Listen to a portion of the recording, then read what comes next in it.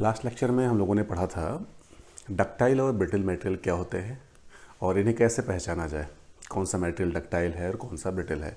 Basically हम लोगों ने प्लास्टिक डिफॉर्मेशन के आधार पर क्लासिफाइड किया था कि कौन सा मटेरियल डक्टाइल है और कौन सा ब्रिटल है। आज के लेक्चर में हम लोग देखते हैं कि डक्टाइल और ब्रिटल मटेरियल फेल कैसे होते हैं।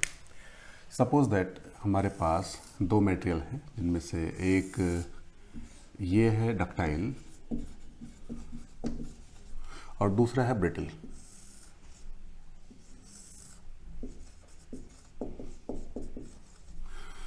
डक्टाइल मटेरियल के फेल होने में देखा जाए, यदि हम डक्टाइल मटेरियल पर टेंसाइल फोर्स लगाते हैं, टेंसाइल फोर्स यानी कि तनन बंध लगाते हैं, तो ऐसे केस में डक्टाइल मटेरियल शियर क्राइटेरिया में फेल होते हैं और इस तरह से शेप बनता है इनका।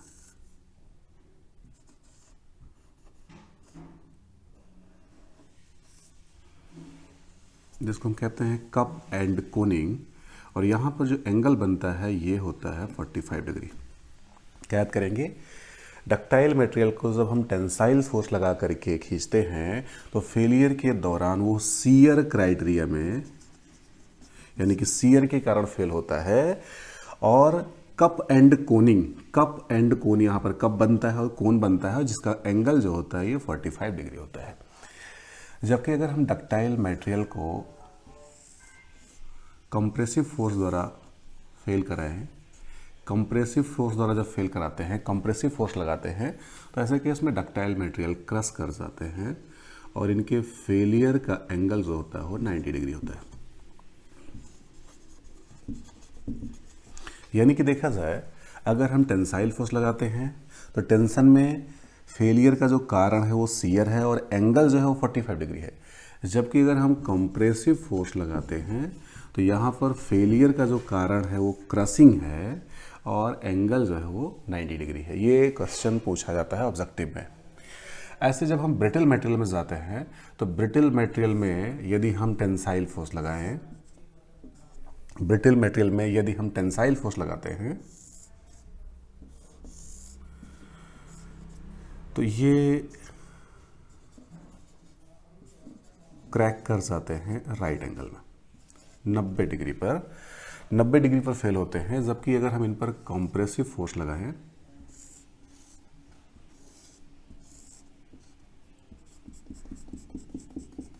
ब्रिटल मटेरियल के ऊपर अगर हम कंप्रेसिव फोर्स लगाते हैं तो ये 45 डिग्री में शियर कर जाते हैं।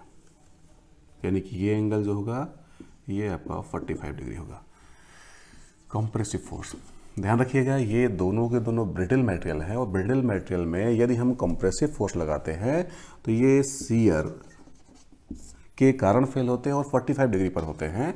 जबकि टेंसाइल फोर्स में ये फ्रैक्चर कर जाते हैं 90 डिग्री पर। ध्यान रखना है, डक्टाइल और ब्रिटल मटेरियल अगर फेलियर के बारे में बात की जाए तो डक्टाइल मटेरियल टेंशन में शियर के कारण 45 डिग्री पर फेल होते हैं।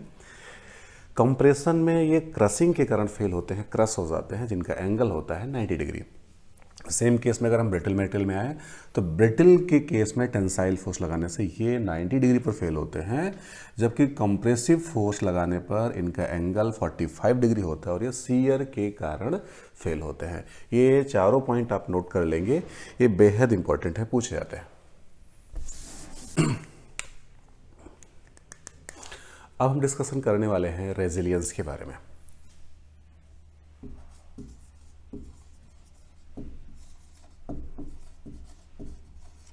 What is resilience? इसको हम कहते हैं प्रत्यास्थ ऊर्जा।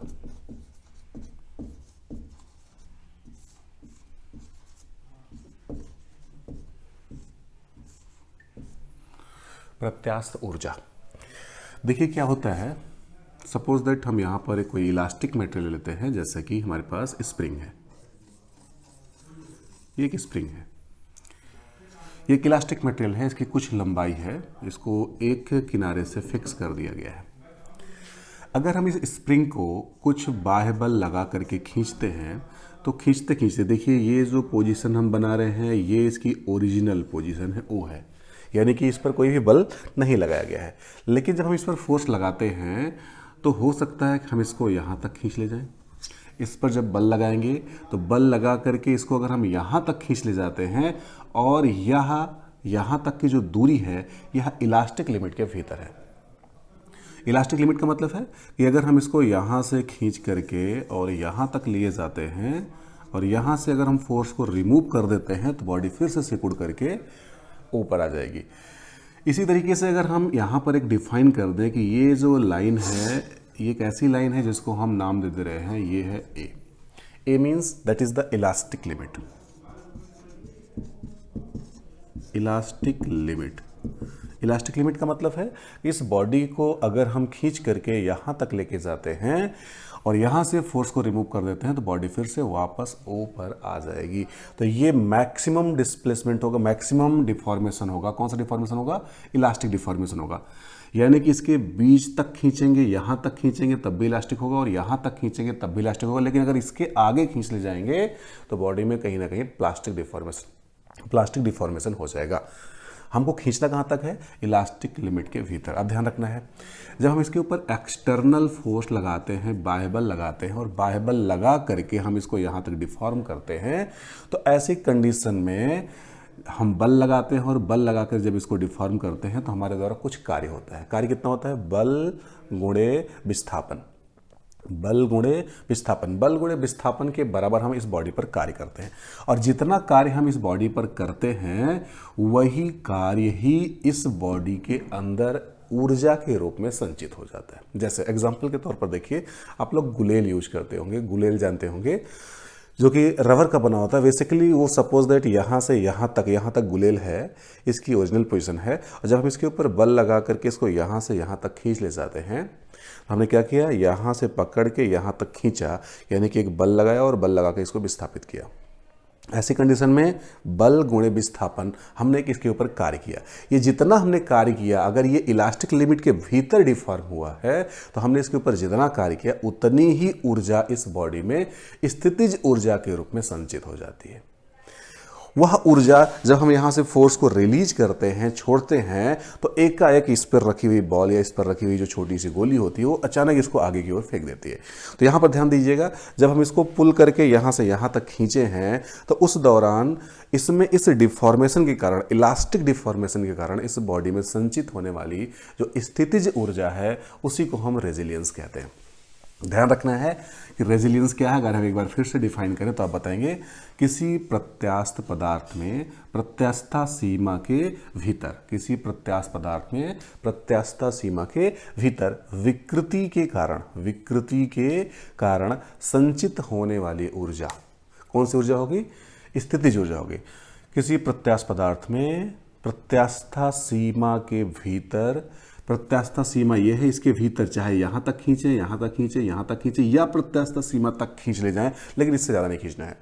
किसी प्रत्यास्थ पदार्थ में प्रत्यास्थता सीमा के भीतर विकृति के कारण संचित होने वाली स्थितिज ऊर्जा को ही रेजिलियंस कहते हैं। रेजिलियंस मतलब प्रत्यास्थ ऊर्जा। ध्यान रखना है, यहाँ पर जब हम बल लगाते हैं तो यह बल किस टाइप से लगाना है। ये जो बल अप्लाई करते हैं ये बेसिकली 3 प्रकार के होते हैं। एक को बोलते हैं ग्रेजुअल लोडिंग, दूसरा होता है सडन और तीसरा होता है इम्पैक्ट। ये ग्रेजुअल, सडन और इम्पैक्ट लोडिंग कौन सी है ये जान लिया जाए। ग्रेजुअल का मतलब होता है बिल्कुल आराम से लोड को अप्लाई करना। जैसे हम कहते हैं कि हमारे पास एक तराजू है, इस तराजू में यहां पर वेट रख दिया गया। अगर हम यहां पर वेट रख देते हैं तो जाहिर सी बात है कि इसकी डंडी इधर की ओर ऐसी हो जाएगी और इसमें एक बर्तन रखा गया जिसमें हम पानी भर सकते हैं। अब इसमें आप क्या करिए कि पानी को या दूध को धीरे धीरे इसमें डालिए। धीरे धीरे डालने का मतलब अगर ये 1 kg है तो इसमें जब हम धीरे धीरे दूध को डालेंगे तो स्टार्टिंग में इसमें दूध की मात्रा 0 kg थी और धीरे धीरे जब बढ़ाते गए और 0 kg से जब धीरे धीरे बढ़ाते गए तो ये धीरे धीरे बढ़ता हुआ 1 kg के बराबर हो गया। उस समय ये बैलेंस हो गया। तो यहाँ पर जो हम लोड लगा रहे हैं, इस बर्तन पर जो लोड लगा रहे हैं, जो मात्रा बढ़ा रहे हैं, वो 0 kg से 1 kg तक बढ़ रही है कुछ समय लेकर के। जब टाइम पीरियड लेकर के कोई वस्तु वेट लगाए, यानी कि 0 से W तक, अगर ऐसा लोड लगाएं कि यहाँ पर लोड का मान 0 था और यहाँ पर लोड का मान आपका W हो गया, तो इस टाइप की लोडिंग को हम कहते हैं ग्रेजुअल लोडिंग, यानी कि आराम आराम से। एक एग्जांपल हम और आपको दे देते हैं। जैसे यहाँ पर एक दीवार है और आप इसके ऊपर हाथ रखिए। इसके ऊपर अगर आप हाथ रखते हैं, केवल हाथ रखिए, लेकिन धक्का न दीजिए। जैसे हाथ रखेंगे तो उस समय लगाया गया बल कितना हो गया? 0। अब धीरे धीरे आप क्या करिए, इसके ऊपर धीरे धीरे प्रेशर को बढ़ाइए और बढ़ाते बढ़ाते इतना बढ़ा दिए जितना आपके पास पावर है। जब आप इतना लोड लगा जाते हैं तो आप कहते हैं कि हमने जो बल लगाया उसकी शुरुआत की थी 0 से और अंत कर दिया मैक्सिमम से।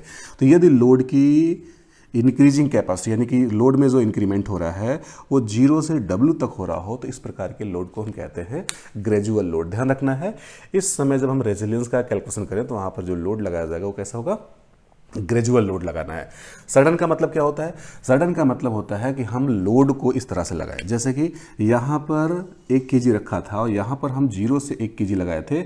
ऐसा ना करके हम किसी एक बर्तन में 1 kg ही दूध ला करके और इसके ऊपर रख दे। 1 kg दूध लेकर के पहले से भर के लेके आए और इसके ऊपर डायरेक्टली रख देते हैं, तो वहाँ पर जो भार में वृद्धि होगी वो शुरुआत में भी 1 kg हो जाएगी और अंत में भी 1 kg होगी। यानी कि इनिशियल लोड भी उतना ही है और फाइनल लोड भी उतना ही है।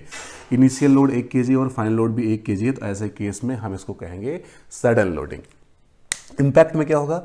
हम उसी 1 kg को लेके आए, लेकिन इस बर्तन पर आराम से रखने के बजाय कुछ ऊंचाई से धड़ाम से गिरा दें। कुछ ऊंचाई से जब गिरा देंगे तो इस पर टक्कर मारेगा और टक्कर मारने की वजह से अचानक बहुत नीचे तक जाएगा।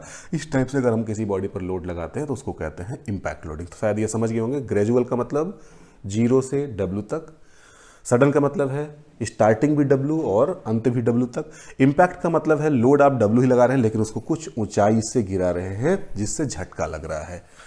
तो एक बार हम फिर से बताएंगे रेजिलियंस क्या है। किसी प्रत्यास्थ पदार्थ में प्रत्यास्था सीमा के भीतर विकृति के कारण संचित होने वाली स्थितिज ऊर्जा ही रेजिलियंस कहलाती है। Statistical energy absorbed statical energy absorbed in an elastic body due to strain within elastic limit, that is known as resilience। आइए हम बात करते हैं रेजिलियंस को कैसे कैलकुलेट किया जाता है। तो बेसिकली इसको हम एक अगले चैप्टर में कैलकुलेट करेंगे। स्ट्रेन एनर्जी चैप्टर पढ़ाएंगे आपको, उसमें हम आपको बताएंगे बाकायदे कि इसमें कैसे कैलकुलेशन होता है। ग्रेजुअल लोड लगा करके कैसे कैलकुलेट करते हैं, इम्पैक्ट लोड लगा करके कैसे कैलकुलेट करते हैं, सडन लोड लगा करके कैसे कैलकुलेट करते हैं। यहाँ पर हम आपको केवल फार्मूला बताएंगे। रेजिलियंस में देखा जाए, यदि हम किसी बॉडी को केवल इलास्टिक लिमिट के भीतर तक, यानी कि ए के पहले 1 नंबर तक या 2 नंबर तक या कहीं तक खींचते हैं, यानी कि इलास्टिक लिमिट के भीतर खींचते हैं, तो जो ऊर्जा इसमें स्थितिज ऊर्जा समाहित होती है उस ऊर्जा को रेजिलियंस कहते हैं। लेकिन यदि बॉडी को अप टू इलास्टिक लिमिट खींच दिया जाए, यानी कि जो खिंचाव है वो कहाँ तक है? मैक्सिमम हो गया। यानी कि इस केस में देखा जाए, केस नंबर 1 में इलास्टिक डिफॉर्मेशन 0, केस नंबर 2 में इलास्टिक डिफॉर्मेशन इलास्टिक लिमिट के भीतर है और केस नंबर 3 में इलास्टिक डिफॉर्मेशन मैक्सिमम हो गया है, यानी कि इलास्टिक लिमिट तक हो गया है। तो ये जो स्ट्रेन है यहाँ से, ये इलास्टिक स्ट्रेन है और ये इसका मान मैक्सिमम है। यानी कि हम इससे ज़्यादा अगर इसको खींच देते हैं तो बॉडी में अब प्लास्टिक डिफॉर्मेशन हो जाएगा। किसी बॉडी में जो एनर्जी एब्जॉर्ब होती है वो केवल और केवल इलास्टिक डिफॉर्मेशन के कारण ही होती है। प्लास्टिक डिफॉर्मेशन के कारण कभी भी एनर्जी एब्जॉर्ब नहीं होती है। तो यहाँ पर अगर हम इस डिफॉर्मेशन को मैक्सिमम कर देते हैं तो जाहिर सी बात है जो एनर्जी इसमें एब्जॉर्ब हो गई, स्टैटिकल एनर्जी, स्थितिज ऊर्जा जो इसमें एब्जॉर्ब होगी, उसका मान भी मैक्सिमम हो जाएगा। तो यहाँ पर हम कह सकते हैं जब एनर्जी का मान मैक्सिमम हो जाए तो उस मैक्सिमम स्टैटिकल एनर्जी को ही प्रूफ रेजिलियंस कहते हैं।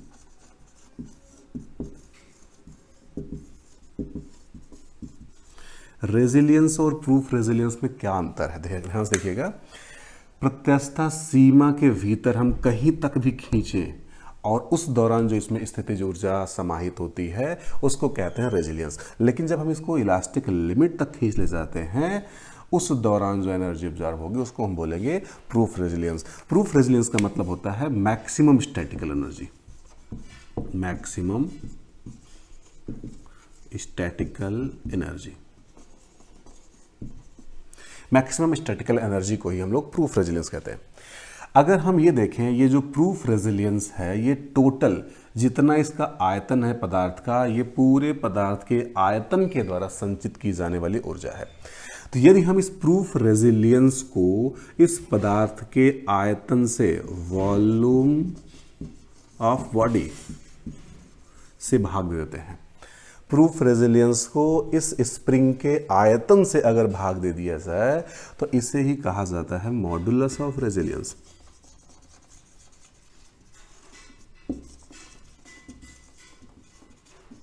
मॉडुलस ऑफ रेजिलियंस यानी कि आप कह सकते हैं proof resilience per unit volume.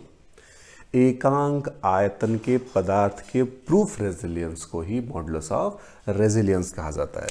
Modulus of resilience की अगर हम बात करें तो इसे हम कैसे डिनोट करते हैं, कैसे कैलकुलेट करते हैं। यदि हम देखें स्ट्रेस स्ट्रेन डायग्राम में, ये आपका स्ट्रेस, ये आपका strain, origin point, elastic limit तक हमारी लाइन बिल्कुल सीधी थी। इलास्टिक लिमिट तक हमारी लाइन बिल्कुल सीधी थी, या हम यूँ कहें कि प्रोपोर्शनल लिमिट तक बिल्कुल सीधी थी, इलास्टिक लिमिट तक थोड़ी टेढ़ी हो गई थी। तो हम प्रोपोर्शनल और इलास्टिक लिमिट दोनों को एक साथ मान करके देखते हैं। यदि ओरिजिन से इलास्टिक लिमिट तक लाइन बिल्कुल सीधी थी तो ऐसे दौरान प्रतिबल विकृति आरेख द्वारा इलास्टिक लिमिट तक जो घेरा गया क्षेत्रफल होता है यह मॉडुलस ऑफ रेजिलियंस के बराबर होता है।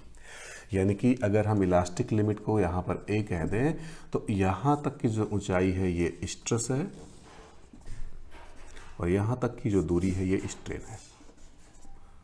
हुक ने कहा था कि इलास्टिक लिमिट के भीतर स्ट्रेस स्ट्रेन के सीधे समानुपाती होता है, यानी कि स्ट्रेस बराबर modulus of elasticity into epsilon होता है, यानी कि अपसाइलन बराबर हो सकता है stress divided by modulus of elasticity. ये तो हम कह सकते हैं।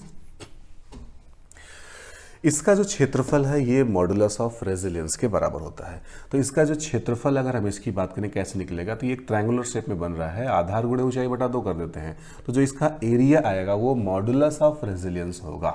यानी कि अगर हम इसके बारे में बात करें तो क्या आएगा, आधार गुणे ऊंचाई बटे 2, इसी को हम कह सकते हैं मॉडुलस ऑफ रेजिलियंस सीधा। अगर हम इसी में थोड़ा सा और चेंज करें तो आप कहेंगे कि अपसाइलन की जगह पर हम सिग्मा अपान ई रख सकते हैं, तो हम यहाँ पर इसी को चेंज कर दिए, sigma upon E into sigma by 2। ये जब सॉल्व करेंगे तो ये वैल्यू आ जाएगी सिग्मा स्क्वायर अपान 2e। ये बहुत ज़्यादा पूछा जाता है, जिसे हम कहते हैं मॉडुलस ऑफ रेजिलियंस।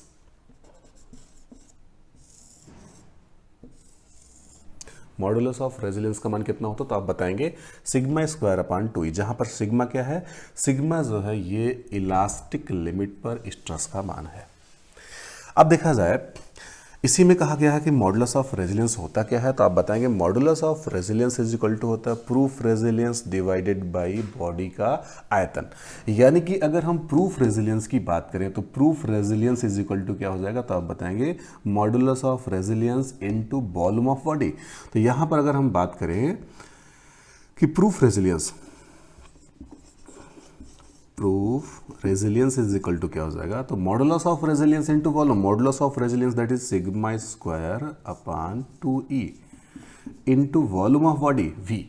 अगर हम इसे और ज़्यादा सॉल्व करें, कहीं कहीं पर ये ऑप्शन भी आपको मिल जाता है और कहीं कहीं पर इसी को और आगे सॉल्व कर लेते हैं।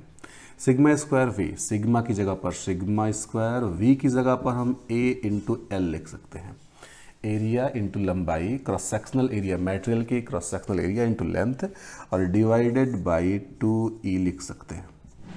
कहीं कहीं पर यह फार्मूला पूछ लिया जाता है। नेक्स्ट टॉपिक लेंगे क्रीप। क्रीप क्या है, इसको हिंदी में कहते हैं विसर्पण। इससे भी काफ़ी क्वेश्चंस पूछे जा रहे हैं, थोड़ा सा ध्यान दें इसमें। क्रीप क्या है, सपोज दैट ये आपके घर में स्टील की एक छड़ है जिसके ऊपर आप यहाँ पर एक झोला टांगते हैं रोज। यहाँ पर रोज एक झोला टांगते हैं। झोला का मतलब है जिसमें आप कुछ सामान रख करके एक लोड लगाते हैं।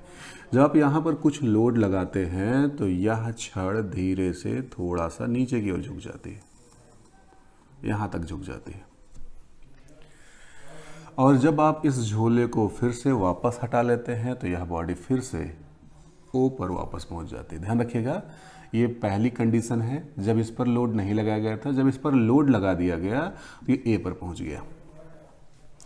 इनके बीच में जो डिफॉर्मेशन हो रहा था वो इलास्टिक था। इलास्टिक का मतलब है लोड को यदि हटा लेंगे तो बॉडी फिर से वापस अपनी पुरानी पोजीशन में चली जाएगी। लेकिन हुआ क्या, एक बार आपने यह झोला यहाँ पर टांगा और कुछ दिनों के लिए भूल गए, यानी कि हो सकता है 6 महीना, हो सकता है 1 साल, हो सकता है 3 महीना, आप इस दौरान इसको भूल गए कि हमने यहाँ पर झोला टांगा है। अब आपको सोचना यह है कि जब आप यहाँ पर लगातार कुछ टाइम के लिए, नंबर 1 क्या हुआ, टाइम। नंबर 2 आपने क्या किया, लोड जो लगाया, कांस्टेंट लोड लगाया। इसमें लोड का मान ना तो बढ़ा रहे हैं और ना ही घटा रहे हैं। एक तो टाइम बढ़ा, दूसरा कांस्टेंट लोड लगा। इसकी वजह से अगर आप देखेंगे कुछ दिन बाद तो इस टाइम के कारण और कांस्टेंट लोड के कारण यह छड़ थोड़ी सी और नीचे आ जाएगी, यानी कि बी पॉइंट तक आ जाएगी।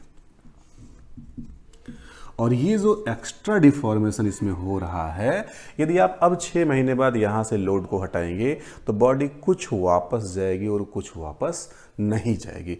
ध्यान से देखिएगा, प्रैक्टिकली अगर आप करके देखेंगे तब भी आपको ऐसा रिजल्ट मिलेगा। यानी कि एक छड़ लीजिए, इसके ऊपर आप झोला टांगिए, तुरंत झोला टांग करके और तुरंत हटाएंगे तो बॉडी वापस चली जाएगी। लेकिन यदि झोला को आप 6 महीने के लिए टांग देते हैं तो ऐसी कंडीशन में लोड को हटाने के बाद ये बॉडी कुछ वापस जाएगी और कुछ वापस नहीं जाएगी। जितनी वापस नहीं जाती है उसे हम कहते हैं परमानेंट डिफॉर्मेशन या प्लास्टिक डिफॉर्मेशन। क्या बोलेंगे, परमानेंट डिफॉर्मेशन या प्लास्टिक डिफॉर्मेशन। तो हमको क्या प्राप्त हुआ, तीसरा प्राप्त हुआ परमानेंट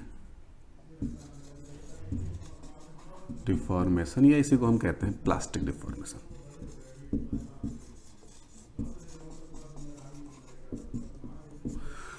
परमानेंट या प्लास्टिक डिफॉर्मेशन प्राप्त हुआ। अब हम यहीं से क्रीप को डिफाइन कर देंगे। Permanent deformation due to time period at constant load. किसी प्रत्यास्थ पदार्थ में कांस्टेंट लोड यानी कि नियत भार पर समयांतर के कारण होने वाली अस्थायी विकृति को ही क्रीप कहते हैं। क्रीप क्या है, क्रीप यही जो प्लास्टिक डिफॉर्मेशन हो रहा है, किसके किसके कारण हो रहा है, टाइम पीरियड और कांस्टेंट लोड के कारण। किसी प्रत्यास्थ पदार्थ में कांस्टेंट लोड तथा समयांतर के कारण होने वाली अस्थायी विकृति को ही क्या कहते हैं, क्रीप कहते हैं। तो क्रीप बेसिकली क्या है, एक प्रकार का परमानेंट डिफॉर्मेशन है। अब हम बात करेंगे यहाँ पर कि क्रीप किन किन चीज़ों से अफेक्टेड होता है, कौन कौन सी ऐसी चीज़ें हैं जो इसको प्रभावित करती हैं। तो क्रीप को प्रभावित करने में सबसे अहम रोल है टाइम पीरियड का, दूसरा रोल है कांस्टेंट लोड का, तीसरा मैग्नीट्यूड ऑफ लोड, लोड का मान कितना है ये भी प्रभावित करता है। पहला ये, दूसरा ये तो हो रहा है, इसकी बात नहीं कर रहे हम। तीसरा ये मैग्नीट्यूड ऑफ लोड, और चौथा जो इसको अफेक्ट करता है वो है टेम्परेचर।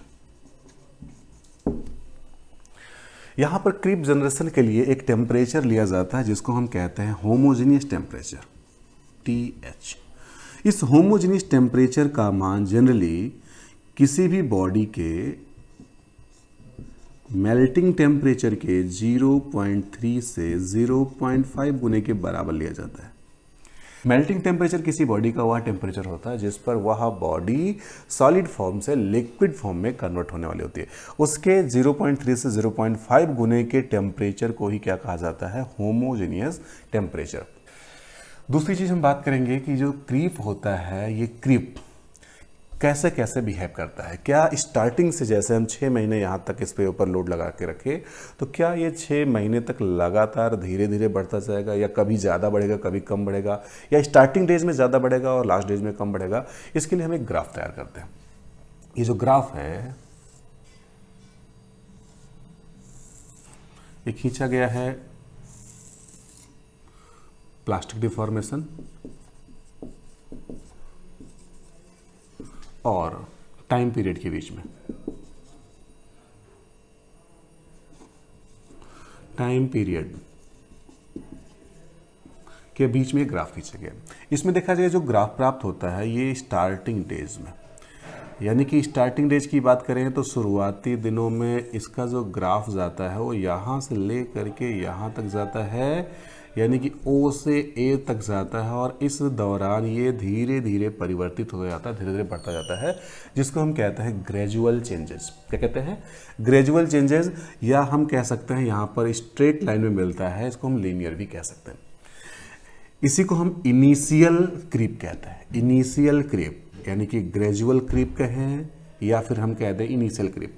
लेकिन यहाँ से आगे बढ़ते हैं तो एक हमको लगभग हॉरिजॉन्टल लाइन मिलती है जो कि B पॉइंट तक जाती है, और इस A से B तक के इस जोन को इंटरमीडिएट क्रीप कहा जाता है। यानी कि O से A तक इनिशियल क्रीप, A से B तक को इंटरमीडिएट क्रीप। और ये जो इंटरमीडिएट क्रीप होता है ये लगभग हॉरिजॉन्टल पाया जाता है, यानी कि लगभग यहाँ पर क्रीप का यानी कि प्लास्टिक डिफॉर्मेशन का मान कांस्टेंट हो जाता है, नहीं बढ़ता है। लेकिन अंतिम दौर में जो फाइनल क्रीप होता है वहाँ पर ये ग्राफ बहुत तेज़ी से ऊपर की ओर बढ़ता है, यानी कि यहाँ पर देखा जाए थीटा का मान बहुत ज़्यादा है, यानी कि प्लास्टिक डिफॉर्मेशन ज़्यादा हो रहा है, टाइम पीरियड कम लग रहा है, यानी कम समय में टाइम का मान कम है, प्लास्टिक डिफॉर्मेशन का मान ज़्यादा है, यानी कि समय कम है, प्लास्टिक डिफॉर्मेशन ज़्यादा है, यानी कि यहाँ पर ग्राफ आपका ऊपर भाग रहा है।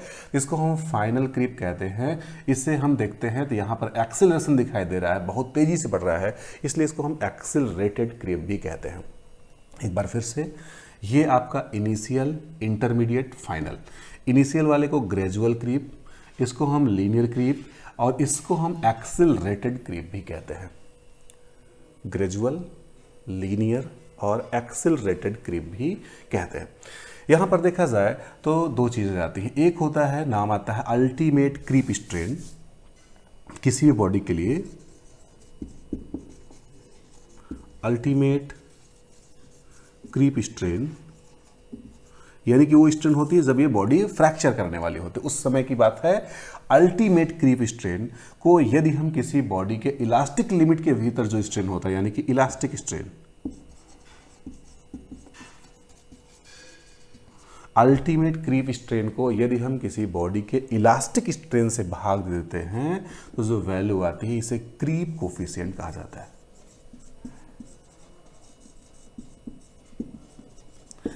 Creep coefficient is equal to होता है ultimate creep strain divided by elastic strain. आज के लेक्चर में बस इतना ही। आज के लेक्चर के बाद मैं थोड़ा सा आपको प्रैक्टिस के लिए कुछ ऑब्जेक्टिव क्वेश्चंस भी दूंगा। आप लोग डिस्क्रिप्शन में जा करके इस लेक्चर का PDF और ऑब्जेक्टिव क्वेश्चंस दोनों डाउनलोड करें और सॉल्व करें। और ये चैप्टर समाप्त होने के बाद मैं कुछ ऑब्जेक्टिव क्वेश्चंस खुद भी कराऊंगा नेक्स्ट लेक्चर में। Thank you.